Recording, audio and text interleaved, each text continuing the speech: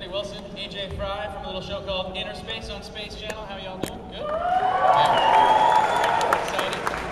Well, we're very honored to bring out the next guest. Of course, you know who he is. He's a man who needs very little introduction, and as we learned last year, he doesn't need moderators, that's for sure. Certainly doesn't. We may have seen our panel last year. He can handle himself, so we don't have much more to say other than enjoy. And please welcome Canadian legend, everyone loves him, William Shatner!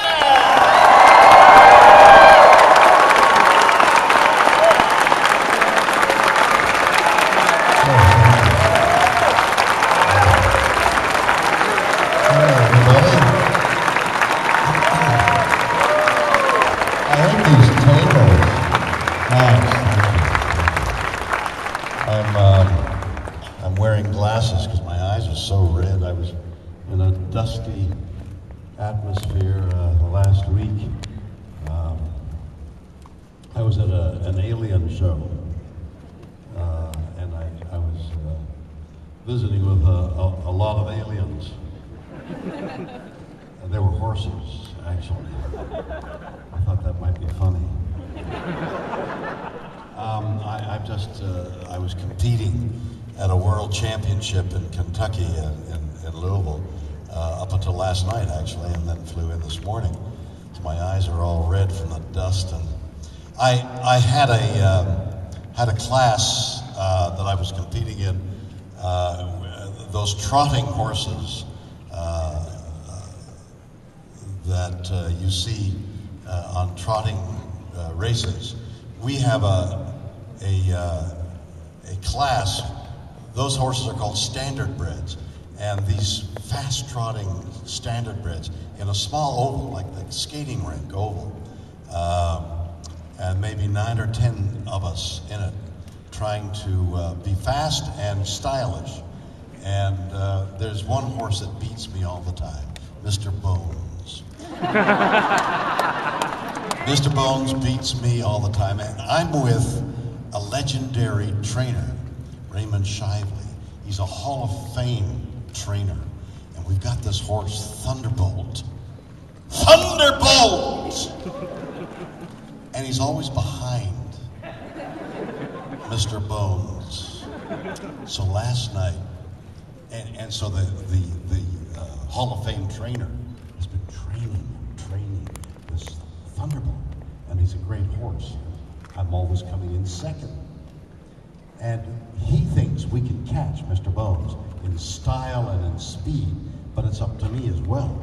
And in this small oval, they wet it down every night for dust, which is the very thing that got into my eyes. And so what's happened in that ring is it's slick at both ends. And actually, on the qualifying class early in the week, a horse spread-eagled. It was so slippery. That's bad, because if the horse falls, you're tied to a sulky. And if the horse falls, the sulky falls. And since I'm in the sulky, I'll fall. This is not a good situation when you're going 30, 40 miles an hour with other horses pounding down behind you. So last night, I was good. This sulky is as a place to place your feet, and you're seated like this, and you've got the reins like this. And I used to race motorcycles in the dirt, so that you're pushing like this in the dirt on the pegs, and that's the same thing that I was doing. I don't know who else in that race had driven motorcycles, but I was pushing with my feet, and this cloud of sawdust was coming out of the wheels as Thunderbolt went down, and at the end, I was down at the race was over, and we were waiting for the results, and Raymond Shively, the legendary trainer, said, I think we got him, Bill. I think we got him. Woo-wee, Bill. And they made the announcement. And world champion, Mr. Bones. Yes, Boo. Well, so that's been my adventure this past week, working with those aliens. And here we are. I've got so much to tell you, and then I want to find out what you want me to talk about, but just some little business stuff, autographs and photo ops and all that. Somebody's selling. Where are you guys? Somewhere in the back, they're selling opportunities. After I finish, there'll be one more opportunity. You're sitting on the March of Dimes thing. So if you take a look at what you're sitting on, there's a pamphlet down there, and March of Dimes is one of the great Canadian charities, and I'm their spokesman, so I want you to think about that. So March of Dimes, and then 4:30 I'll be photo opping and signing after that. Then there's some really interesting stuff happening. I was supposed to come here with I directed a new film called The Captains. It's been playing on a cable called Epics, and that reaches 70 million people somewhere, but maybe not in Toronto. So it's around, and it'll come out as a DVD. It's gotten great notices, and it's the kind of film you will love. It's a documentary on the actors who played the captains of Star Trek. And I went around the world, really, to visit with them and talk to them, and I established traits that the captains have, adventures that happen to them all, and things that they have in common, and things that are disparate. And it turned out to be a beautiful documentary that I'm terribly proud of, and something that's gotten great notices and a lot of attention, and I know you'll love it. Find it. It's called The Captains, and it's about all the actors in Star Trek. Having had success with that, the same company asked me to do another documentary, and so a couple of weeks ago, just prior to the World Championships in Louisville, I was in Las Vegas shooting another documentary. And I want to ask your advice. Let me tell you what it's about, then I want to ask your advice. I'm calling it right now Fanatics. And it's about the people who come to these conventions and who they are and what they are, what they want, and what they're after. Now, I wrote a book some years ago called Get a Life. And we all had fun with that, because in the book I went and discovered who some of you are and wrote about them. I wrote about a kid who was abnormally shy. He couldn't speak except when he had his cat dressed up as Captain Kirk. Now, you know, it's funny, and yet how meaningful that is. He overcame his shyness by being able to show his cat and say, you know, say meow like Captain Kirk or something. You know, whatever he was doing made him brave enough to be social, and he began to overcome his shyness by having that. I interviewed a girl who had multiple personalities, all of them from Star Trek. It was the most amazing thing. So these voices would come out of her. Now, whether she was faking or not, I don't know. She was very good, and I flew to Dallas to interview her and got her story for the book. So I was aware, and when I wrote Get a Life, that the people who come to conventions are here not just really to see people like me, the celebrities, but to see each other and to participate in a, this is too narrow to walk up and down, I don't want to fall off the stage, which would be amusing once, but then it doesn't lead itself to multiple, I can't do this more than once, so I'm going to stay ready.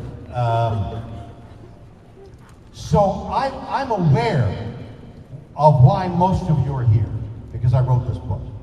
What I didn't know, and what I discovered last 2 weeks ago, shooting at the big Star Trek, the biggest Star Trek convention ever, 20,000 people attended it, and I was running around shooting personal stories and events and people and trying to find a story. The most amazing thing about doing a documentary is, in some cases, at least in the cases of the documentaries I have shot, there's another one called Gonzo Ballet, where a ballet company does a ballet of songs I wrote and how they did it, and what they did. So it's, again, something that is available. Think about it, is really funny and really interesting. But what I'm discovering is that in making a documentary, you don't know what it's about when you begin. And with the captains, I didn't know what I was doing. I'd flown to England on Canadian manufactured light airplane or corporation jet from Bombardier. Bombardier lent me a jet. Great company. The CEO lent me the plane, the budget for which would have cost more than our whole budget for the movie, because he became an aeronautical engineer because of Star Trek.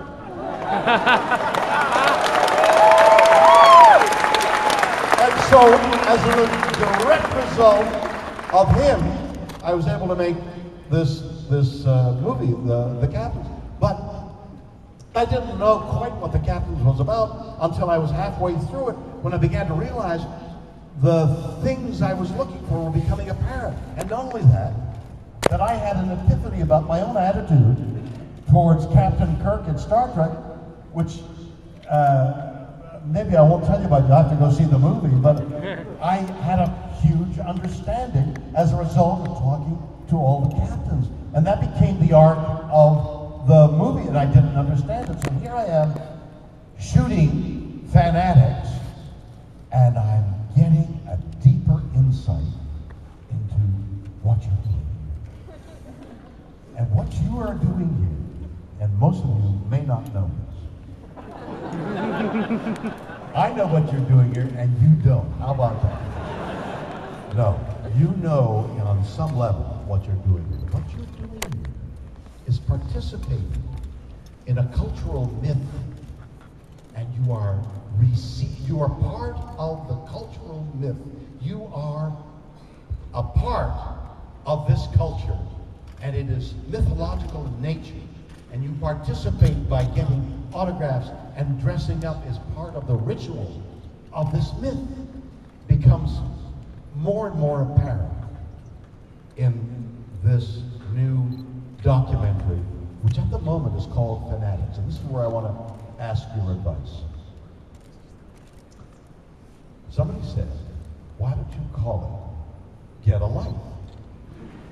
And I said, well, that sounds vaguely detrimental. That sounds, I have found that the people who come to the conventions are beautiful. I mean, everybody's beautiful, but some are more beautiful than others. And there was a kid, for example, in a wheelchair, and I saw him out of the corner of my eye at one point, and all he could do was blow into this thing to conduct his wheelchair, and he was whizzing by on his way to one event after another. So I had him whizzing by this brave young man who's dying and would prefer to be amongst us than be alone. It was extraordinary. I met a college professor talking about the Joseph Campbell mythology that I'm trying to relate to. So, here's what I want to do with applause. Do you think I should name this Fanatics, or should I name it Get a Life? Because it is not disparaging. The documentary will not be disparaging, but on the contrary, it will be laudatory to all of us who come to conventions, because we're participating in something that pleases all of us, and we're not nuts.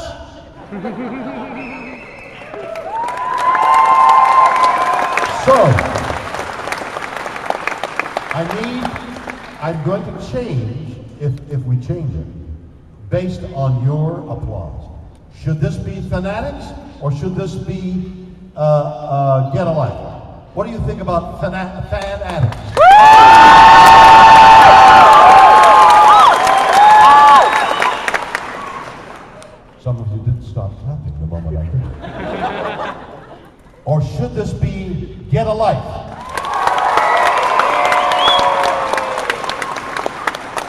close, but I think Fanatics has it. Okay. You've given me a strong suggestion, and I will take that up. Now, I will call it Fanatics unless the people who are going to exhibit it insist on Get a Life. But know that I'm there with you all, and it'll be a wonderful film about people who go to conventions. All right, so that's, oh, and by the way, The Captains is going to be playing at theaters in a few weeks. 70 theaters around Canada, so look for it. I think you'll enjoy it. So that's Captains, and, oh, I was supposed to bring, first of all, I was supposed to bring Captains here. Then I was told that it would interfere with sales to these theaters that, and I think there are a couple in Toronto, that are, or more than a couple, that are going to show The Captains in a few weeks, and they said you can't bring the film. So I said, all right, well then can I bring a 3-minute clip? And they said, well, bring the 3-minute clip. So I said to somebody, send the 3-minute clip. Guess what? There's no 3-minute clip. I know. I said the same thing. Oh, you're fired.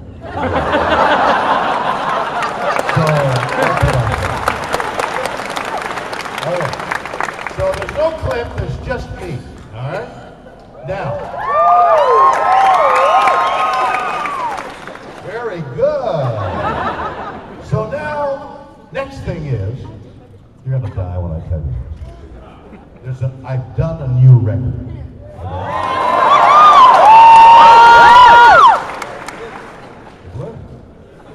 This new record is either awesomely stupid or stupidly awesome. It's gigantic. There are 20 world-class musicians, including Brad Paisley, Sheryl Crow, Lyle Lovett, and a host of great musicians, instrumental musicians. The hosts are so many, and I don't have the list in front of me, it doesn't matter. The record will be dropped, as they say in the record business, October the 11th.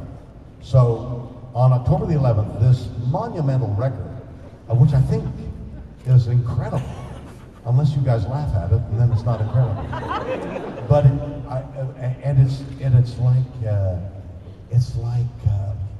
it's like having a baby, you know. Well, imagine the mother says, "Oh, here's my new baby." Oh my God, I don't like that thing. You know, imagine. I mean, there must be mothers who say, "That's the ugliest baby I ever saw," because they have and that must happen.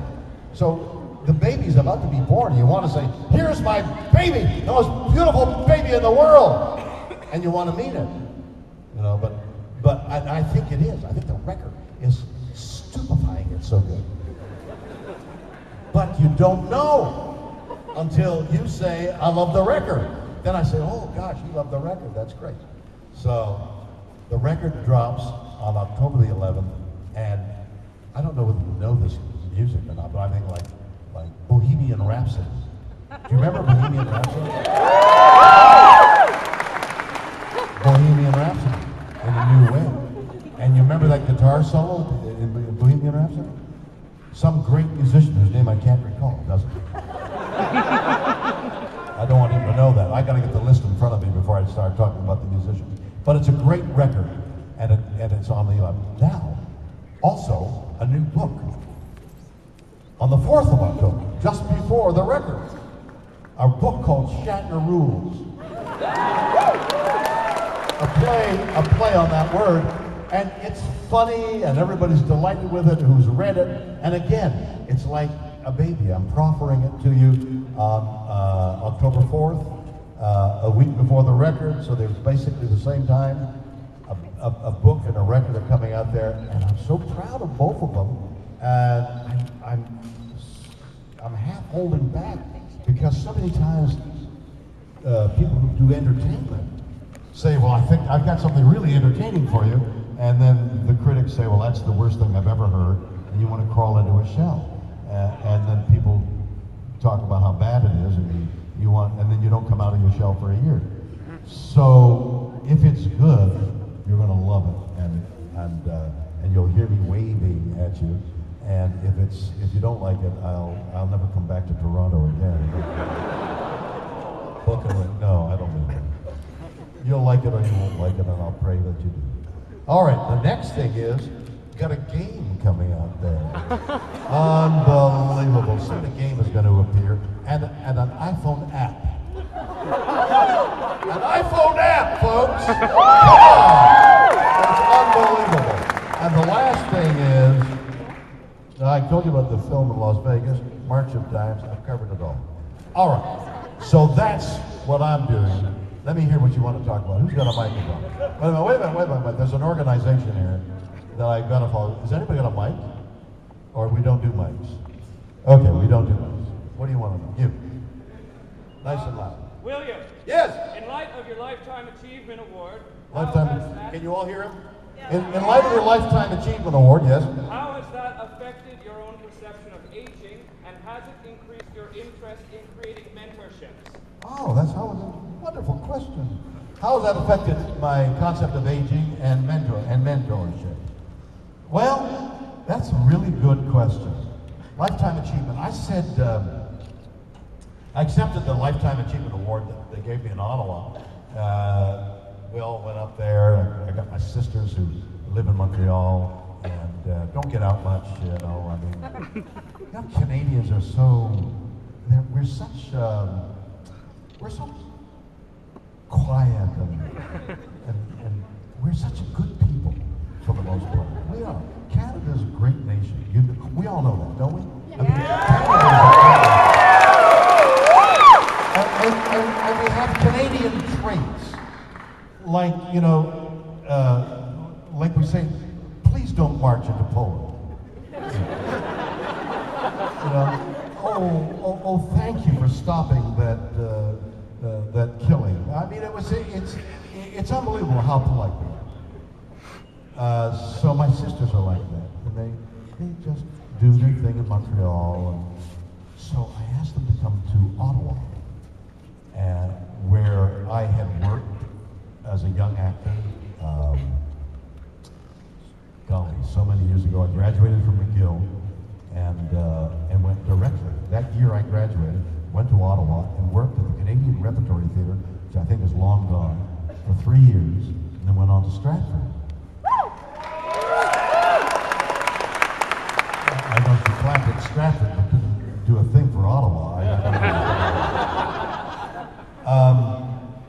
And so I had remembered Ottawa. It had been a long time since I was back, and I'd written a song actually, which is on a record prior to the ones that were going to be released, called Has Been, and I wrote a song. Thank you. 4 people wrote it. Big sales. Go get it. It's a really interesting record. But don't get it before you get the new one.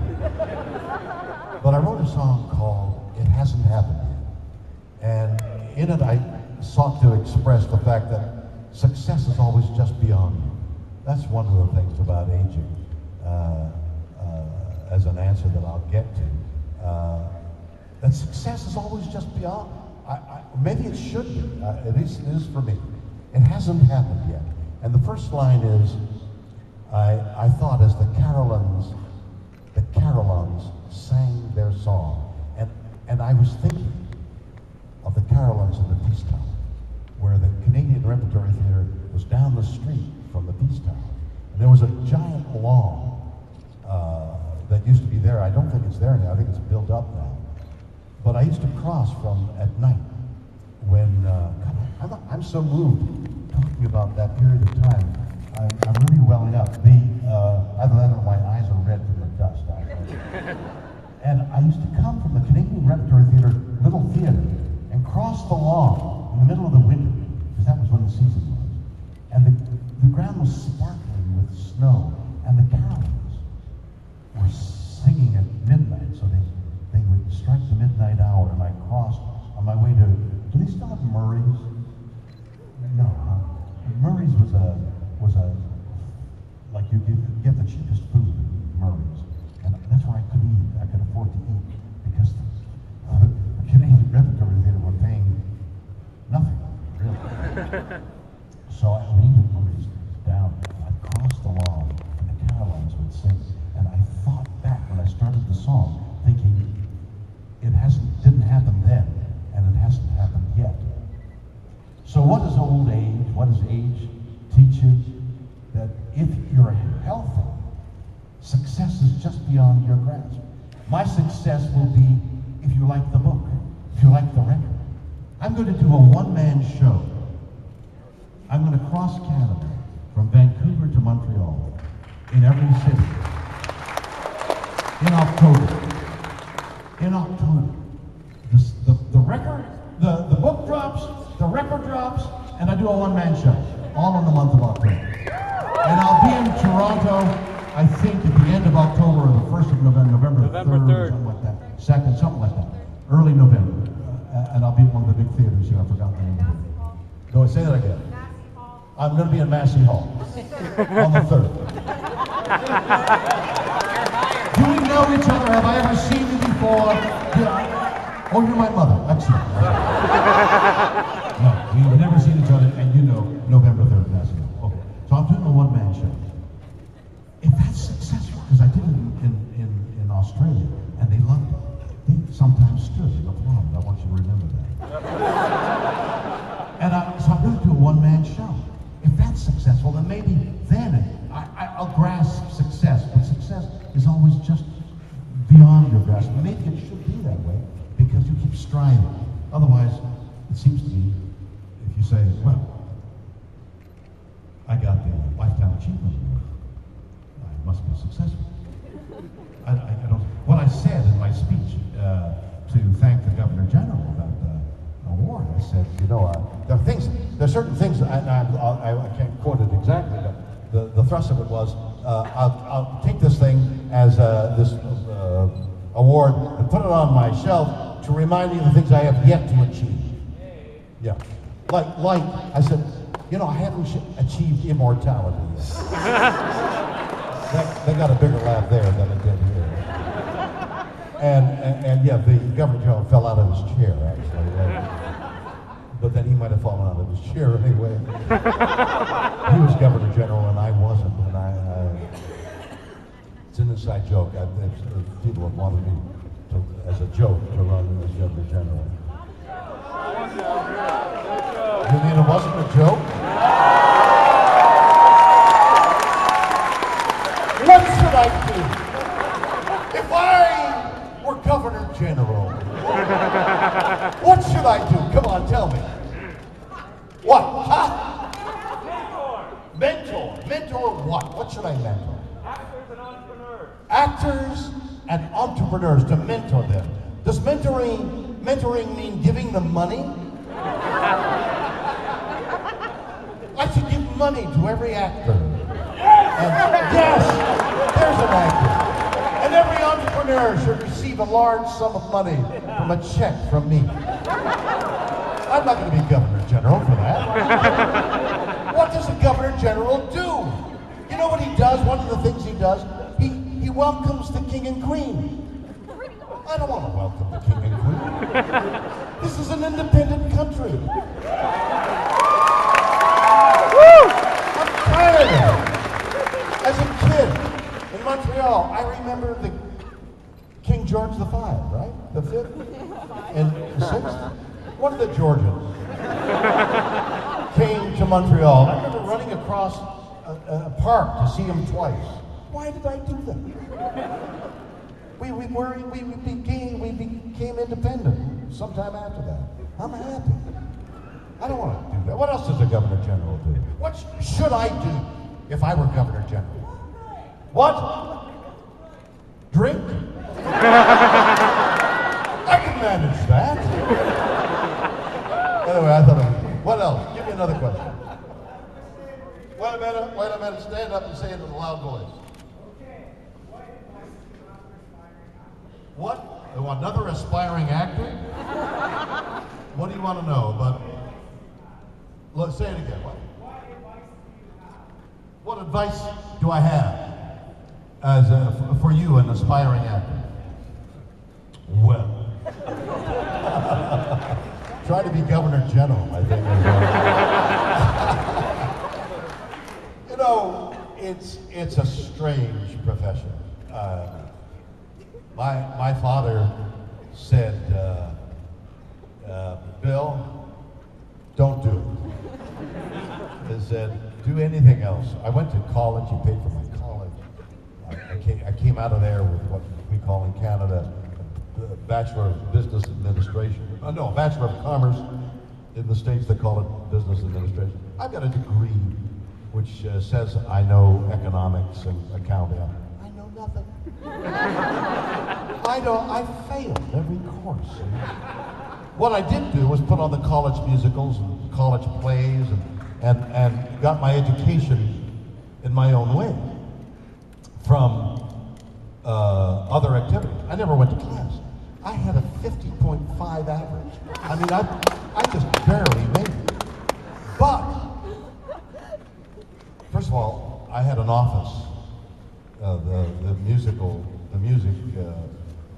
college musical, the Red, White, and Blue, had an office underneath a staircase in the student union building. And there was a sofa there. So I'd be running around the sofa. I got a lot of exercise. Running after people around the sofa.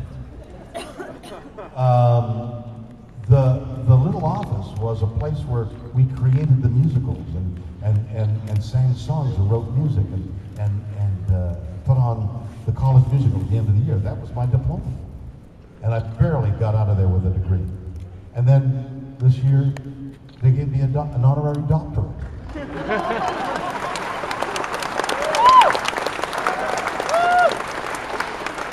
And in the speech that I gave at McGill, the last line I wrote was, don't be afraid of making a fool of yourselves. I do it all the time, and look what I got. So that's my experience as an aspiring actor. I gave it all up to become an actor. I don't know what I gave up, but what if I hadn't been able to make a living as an actor? What if I, like so many thousands and perhaps millions of people who have attempted to be in the entertainment industry and haven't made it, and maybe they're really funny, and maybe they're really pretty, and maybe they've got a great personality, and yet there are so many, like this horse show, there were so many beautiful horses. You thought, when you brought a horse to the horse show, you thought, my gosh, this is a beautiful horse. This is a great horse. I'm going to win a world championship with this horse. And then you look around, there's 15 horses more beautiful. So that's defeating when you go to an audition and you think, all right, I'm 21, athletic, look all right, got some ability, and there's 17 people auditioning for the same role. It can be defeating. So the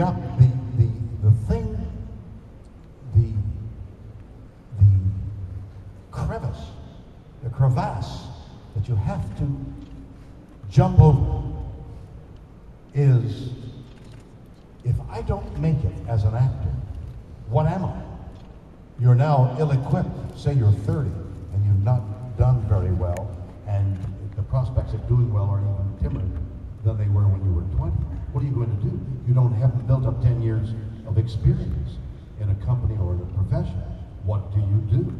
That's a huge question that actors and writers and people who have this ephemeral, artists who have an ephemeral manner of earning their bread, they have to answer that question. And only each individual can answer that question. It's a very scary thing. To this day, I had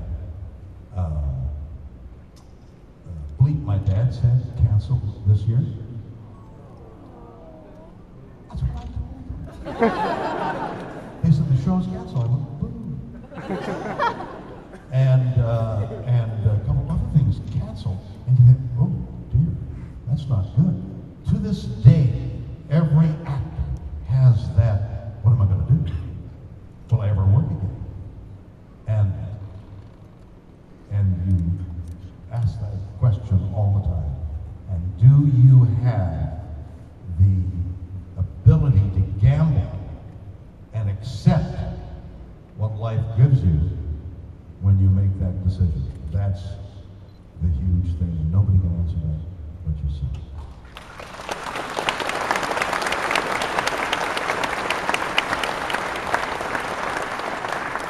A question from the groundlings over here.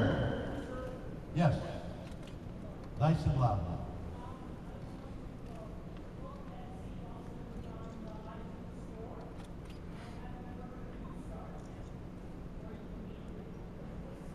Okay, some of that I got, and some of that's like, I hear the words, but it doesn't make any sense.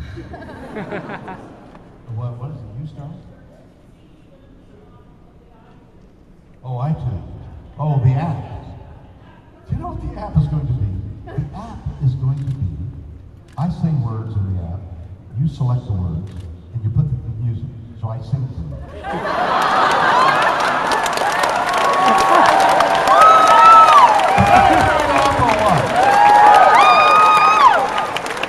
So the question I said to the guys who were making the, what do they call them, the programmers? No. But anyway, the guys who make the app, I said, well, how do I stop people from making me look foolish?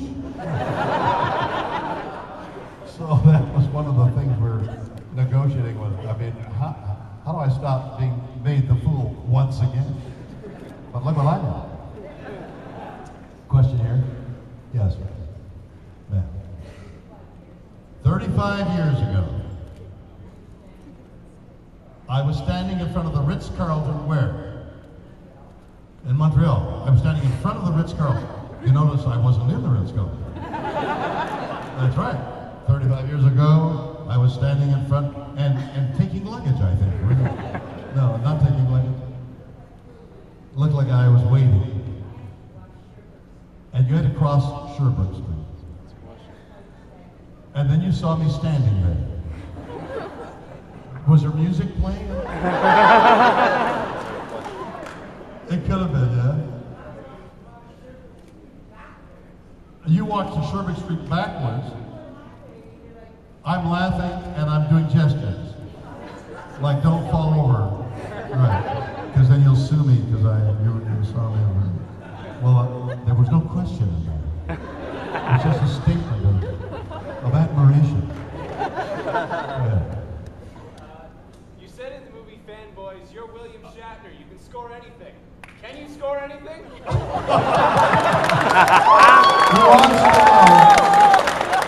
wants to know, I'm Shatner and I can score anything. I take it you're referring to a music, you don't mean harps and violin? Score anything. No, you can't score anything. First of all, my wife would kill me. Secondly, I don't know how these guys do it. I mean, there are people with, I went into the men's room over here. 3 people followed me in with telephone cameras. You can't even take a pee, let alone have an affair. Are you kidding? Why? Yeah. And then I don't know what these guys are doing. Everybody is suspect. Like a beautiful woman says, I want to sleep with you, George, or whatever it is. And George says, all right, let's run into that. She's going to make a fortune selling that story. How can you even perform? I mean, it's an impossible situation with this celebrity thing going on. I don't know what people do. I don't do anything. So I don't know whether Shatner can score or not.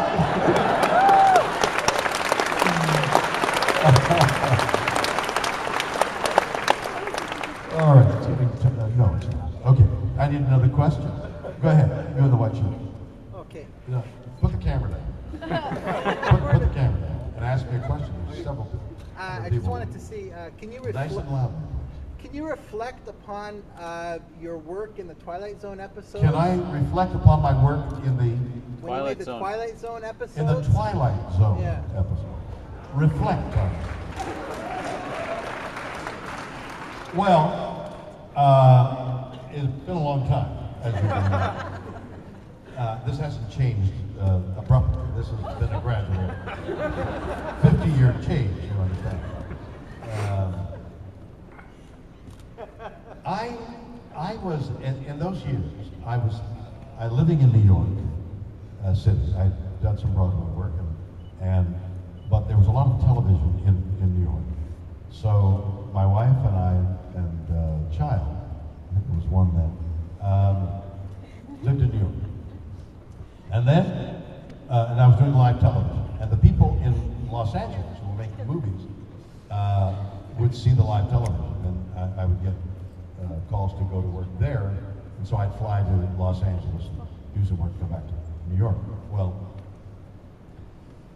I remember that in the live television days of New York, I had worked with all those people who did the Twilight Zone. I worked with all of them. I'd become sort of a favorite of the live television people. I probably worked more than anybody in the last part of the live television era because I had been to the Canadian Repertory Theatre. I had done theater in Montreal since I was 6. I had gone to the Canadian Repertory Theatre and then summer theater in Montreal professionally Canadian Repertory Theatre for 3 years. Then 3 years in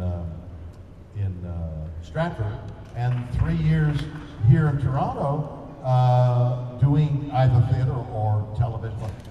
So when I went down to the United States, I was one of those rare individuals who had had years and years of experience of being in front of an audience.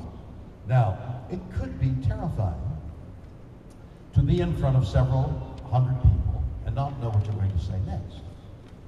And it's equally terrifying to have, in those days, this large television camera that was warm because they had tubes and had a fan inside the large camera.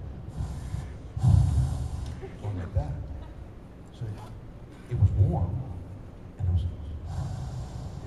and then it would come close to you. And it was a little red light. It looked like a red eye, like I've got. I thought of it like a live animal. Here comes the little camera. It's coming right up to my face. It's taking a close-up so that 30 million people can watch my face. You can freeze up when you think about that. But that experience kind of carries you through. So I was adept at doing this live television. And it carried over to getting some work in Hollywood. And that was one of the calls. And so everybody working in live television began gradually to move to Los Angeles out of New York. Those were the people who did the Twilight Zone. And I had worked with many of those writers, and over the years have continued to work with those writers. Dick Matheson, who wrote that airplane one, 20,000 feet. He wrote that. Now, it didn't occur to me that Nightmare at 20,000 feet, was that the name? Yeah. All right. So it didn't occur to me when they said the role is yours, that this guy in this little furry suit, who was an acrobat, and he'd take it off every so often and say, "Hi, Bill, where's it gone?" And then he'd put the thing back in, then they'd shoot him looking through the window or on the wing. It didn't occur to me that it looked stupid. That it was the most bizarre special effects in the history of television. There was a little furry guy on the wing of a jet plane. But the actor can't think that how ridiculous that is and how ridiculous it would be for somebody in the airplane to say, "Look at that, oh, look, there's somebody on the wing." You have to suspend disbelief. But it never occurred to me that you, 40 years later, would be asking me about this little furry guy on the wing and how stupid both of us are to be talking about.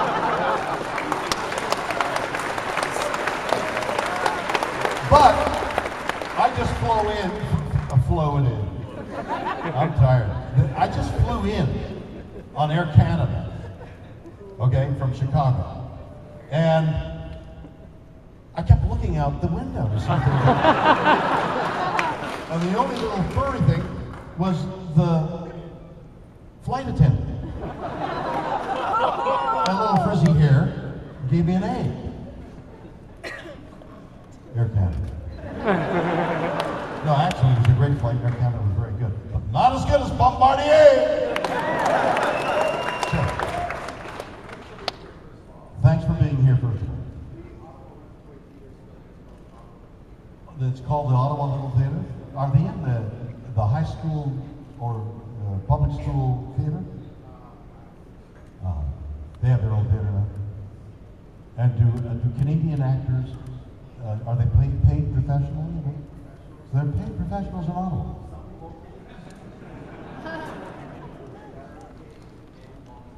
Paid and volunteer. That's great. Does Toronto have a permanent professional company? You're what? You're from Ottawa. I'm asking the wrong brother. Well, that's great. Two things. When I'm racing to Soka, and Mr. Bones passes. Yes. You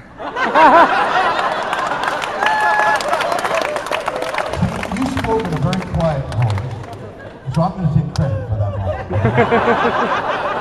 This gentleman, what's your name? Ryan.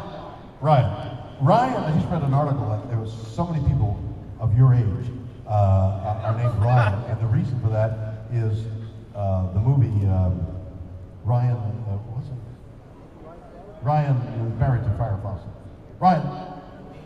Ryan O'Neill. Ryan O'Neill was in that movie with Barbara Streisand, and that's when you were conceived and named Ryan.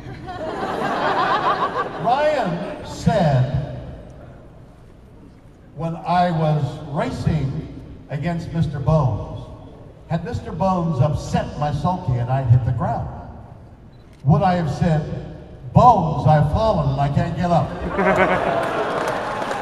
Thank you, Ryan. That was my closing line. Thank you so much, everybody. You've been very, very good.